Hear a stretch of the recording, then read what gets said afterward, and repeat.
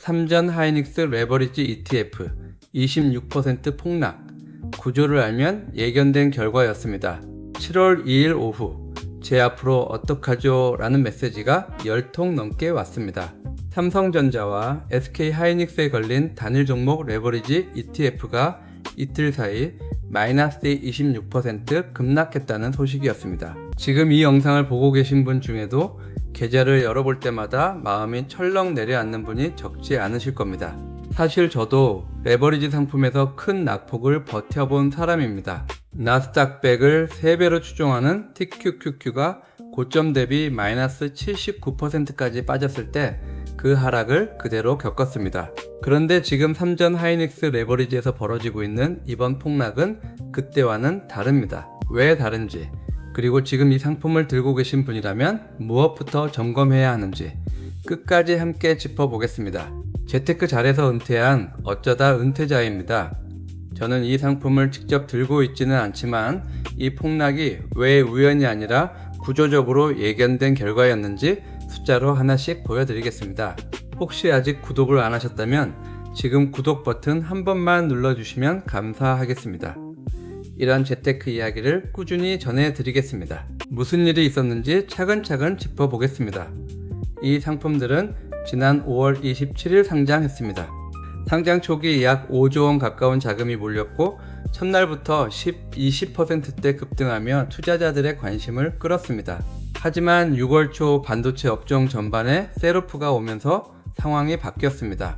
6월 말에는 코스피가 하루 마이너스 9% 가까이 빠지는 날, 이들 레버리지 상품은 마이너스 18, 20%대까지 급락했습니다. 그리고 7월 2일, 이틀 새 26% 급락이 왔습니다. 상장가 2만원이었던 상품 대부분이 지금은 그보다 한참 낮은 가격에서 거래되고 있습니다. 7월 8일 기준으로도 삼성전자는 마이너스 13.94%, SK 하이닉스는 마이너스 14.23% 하락했습니다. 그런데 여기 걸린 레버리지 상품들은 삼성전자 쪽이 평균 마이너스 26%대, 하이닉스 쪽은 최악의 경우 마이너스 34%까지 빠졌습니다. 본주는 마이너스 14%대인데 레버리지는 왜 2배가 아니라 그 이상 빠졌을까요? 결론부터 말씀드리면 이건 레버리지 상품의 구조 자체에 답이 있습니다. 레버리지 ETF는 하루 단위로 수익률을 리셋합니다. 그래서 지수가 오르고 내리기를 반복하면 원금이 조금씩 갉아먹히는 현상이 생기는데 이걸 음의 복리라고 부릅니다. 기초자산이 하루 20%, 다음날 플러스 20%를 반복한다고 가정해 보겠습니다. 레버리지가 없는 한배 상품은 원금의 96%가 남습니다. 그런데 2배 레버리지는 84%, 3배 레버리지는 64%만 남습니다. 배수만큼 단순히 손실이 커지는 게 아니라 배수의 제곱에 가깝게 불리해지는 구조라는 뜻입니다. 변동성이 클수록, 그리고 오래 들고 있을수록 이 격차는 더 벌어집니다. 실제로 본주가 하루 10% 빠졌다가 다음날 10% 반등하면 원금 대비 거의 회복이 됩니다. 그런데 2배 레버리지 상품은 같은 흐름에서 원금의 96% 수준까지만 회복합니다. 여기에 국내 단일 종목 레버리지 상품은 유동성 기반이 얕아서 동시효과 시간대에 가격이 기초자산과 따로 노는 왜곡까지 겹쳤습니다.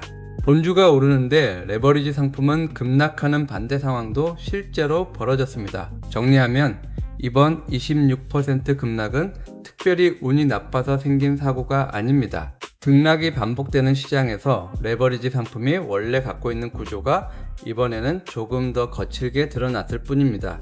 그렇다면 개별 종목이 아니라 지수를 따라가는 레버리지 ETF는 안전할까요? 여기서부터는 제가 실제로 오래 들고 있는 상품 TQQQ 이야기를 해보겠습니다. TQQQ는 나스닥 100 지수를 3배로 추종하는 상품입니다. 몇 해 전 이 상품이 고점 대비 마이너스 79%까지 빠졌을 때 저도 그 낙폭을 그대로 겪었습니다. 2022년 한 해에만 TQQQ는 마이너스 79%가 넘게 하락했고 고점부터 저점까지 낙폭으로 따지면 마이너스 81%를 넘겼습니다. 나스닥 100이라는 거대한 지수를 따라가는 상품인데도 그렇습니다. 같은 기간 나스닥 100 지수 자체는 약 마이너스 33% 하락에 그쳤습니다. 3배 레버리지였는데 실제 손실은 지수의 3배가 아니라 2배 중반이 넘는 수준까지 벌어진 셈입니다.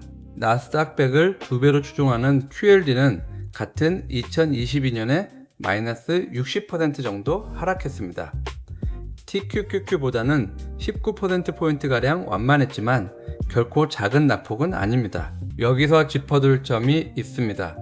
지수 기반 레버리지가 안전하다는 뜻은 아닙니다.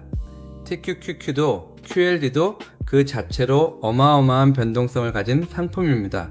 다만 단일 종목보다는 상대적으로 낮다는 것 뿐입니다. 단일 종목 레버리지와 지수 레버리지의 결정적 차이는 분산에 있습니다. TQQQ와 QLD는 나스닥 100에 속한 100개 기업에 나눠 걸려 있지만 삼전 하이닉스 레버리지는 개별 기업 하나의 리스크가 고스란히 2배로 증폭됩니다. 게다가 삼성전자와 SK 하이닉스는 코스피 시가총액의 절반이 넘는 비중을 차지하는 종목입니다.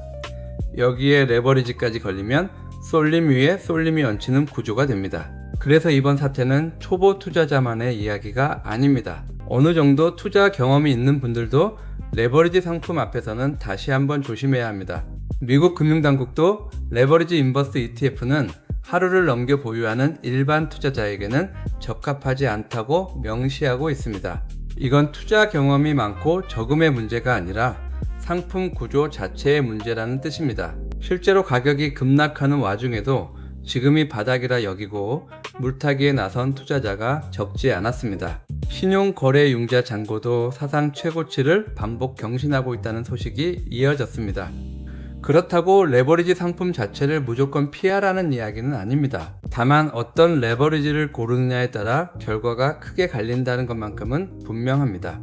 레버리지 상품을 고려하신다면 개별 종목보다는 나스닥 100이나 S&P 500 같은 지수를 따라가는 상품을 먼저 살펴보시길 권합니다.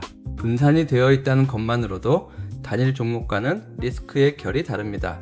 물론 지수 기반이라 해도 하루 이상 보유하면 음의 복리에서 자유로울 수 없습니다. 들어가신다면 소액으로 얼마나 오래 들고 갈 수 있는지, 그리고 원금의 몇 %까지는 감당할 수 있는지 스스로 선을 먼저 정해두시는 게 맞습니다.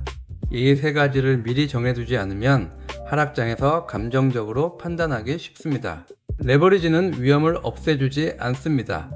하지만 어떤 레버리지를 고르느냐에 따라 그 위험의 크기는 분명히 달라집니다.